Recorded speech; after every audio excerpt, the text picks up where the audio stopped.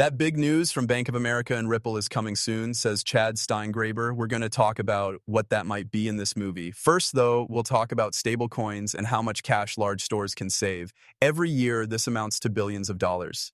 This is a pretty big deal. I'm going to tell you something really cool. We're going to check out Walmart. All of these transaction fees cost Amazon a lot of money every year. We're going to look at how much they can save by switching to RLUSD.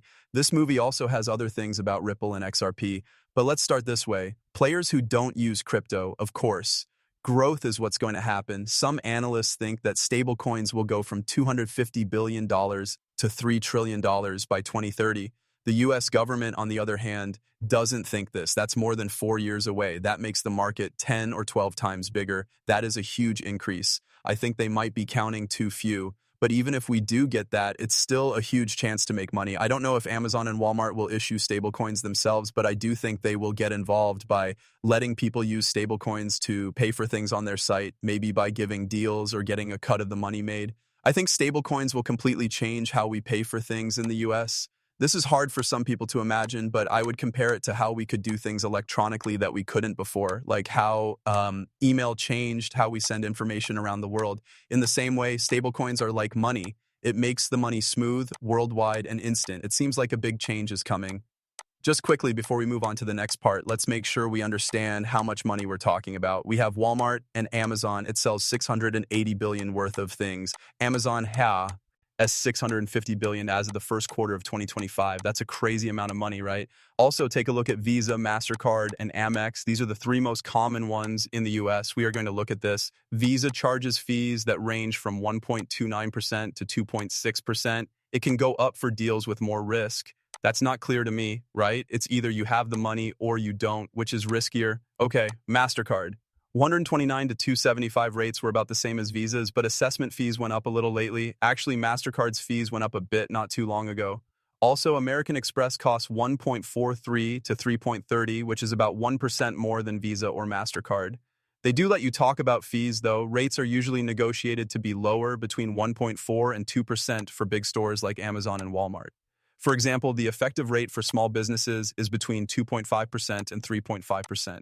Please look at this. If either company gets 80% of its sales through credit cards, this is how much money they'd lose each year based on modest assumptions. It's about 10 billion, 10.9 billion, or 10.4 billion at 2%. At 1.5%, that's between 8 and 7 billion. Also 1%, 5.4 or 520 That means it will be either 1% or 2% here. It's possible that those fees cost them $5 to $10 billion a year. It's clear that Amazon and MasterCard are freaking out about this. That's why Visa and MasterCard had to go buy blockchain infrastructure companies or team up with Stellar, Ripple, and all these other companies. They need this technology to stay in business. Just think about it. Stablecoins might make Visa and MasterCard pretty much useless, don't you think? Their network is old, and not many people want to use it longer. What's going to happen now? Credit cards like Visa and MasterCard will use stablecoins to settle these deals. I think these fees will be even smaller, but they will still make some money from it, okay? To give you some more information, using stablecoins or RLUSD stablecoins could save you money. For example, Walmart or Amazon could issue RLUSD and get rid of most I. You may no longer have to pay billions of dollars. That's how much we're talking about in savings. It's going to be crazy. Costco, Kroger, and Alibaba are all big stores that are looking for a way to get ahead. Stablecoins could be that way to do it. Let's finish this video. What does this mean for Tether and USDC, the two biggest players in this market?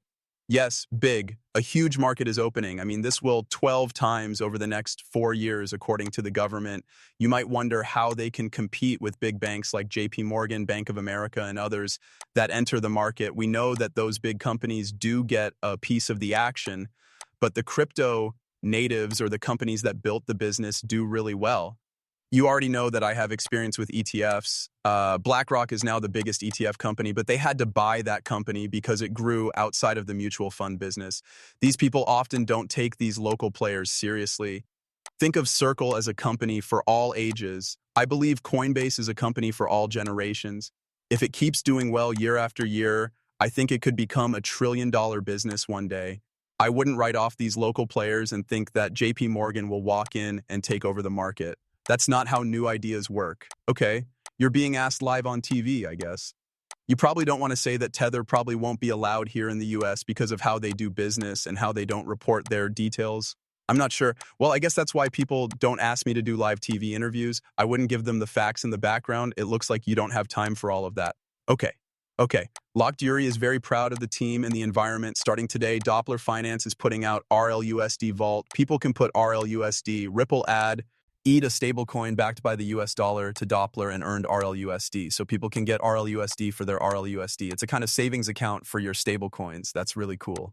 Okay, it sounds like this from Chad Stein Graber. The reveal will be great. There will be a crypto world soon. The big news that will shake the crypto world is on the way. So he thinks that information about Bank of America has an XRP pocket built in. Patent this or something similar is going to be made public. It's now 2021. As background, this is an innovation example of Ripple's cross-border solution and proof of concept.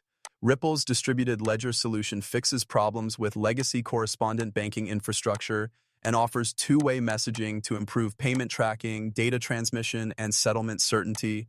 It also talks about foreign exchange market makers, cross-border treasury payments, and cross-border treasury earnings.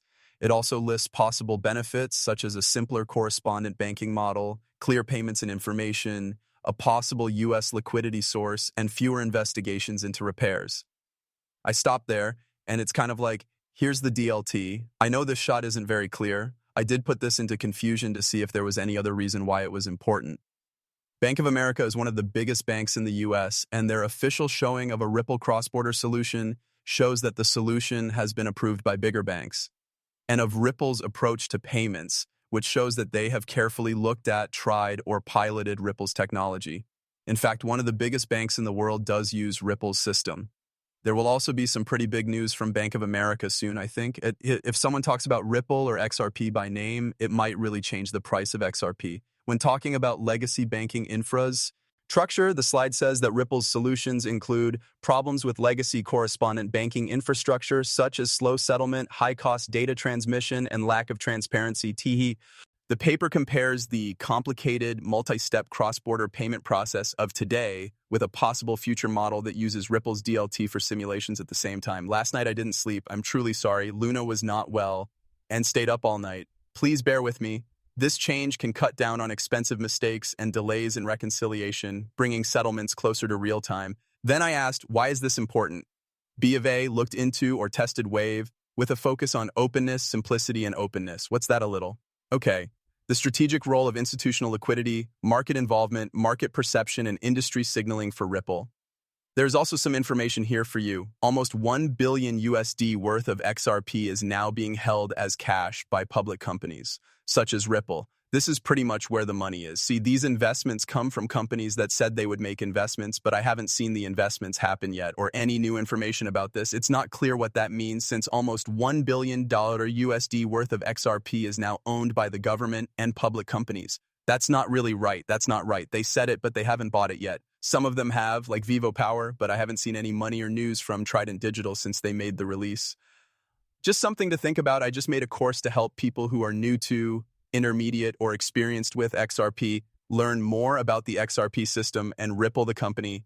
There is a link at the bottom of the text that will let you get that course for free. After you take the course, please let me know what you think. Hello.